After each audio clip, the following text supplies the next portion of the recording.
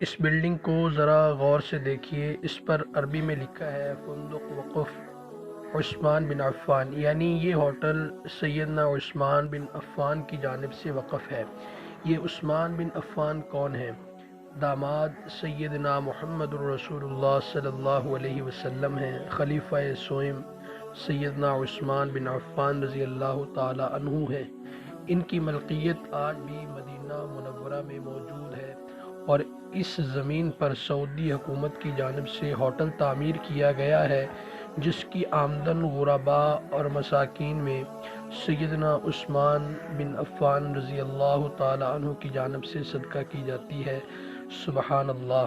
اللہ تعالیٰ سیدنا عثمان بن عفان رضی اللہ تعالی عنہ کی کامل مغفرت اور بخشش فرمائے، آپ کے درجات کو اللہ بلند فرمائے، اور اللہ تعالی ہمیں بھی سیدنا عثمان بن عفان رضی اللہ تعالیٰ عنہ کے نقش قدم پر چل کر غرباء اور مساکین کے اوپر اپنا مال خرچ کرنے کی توفیق عطا فرمائے۔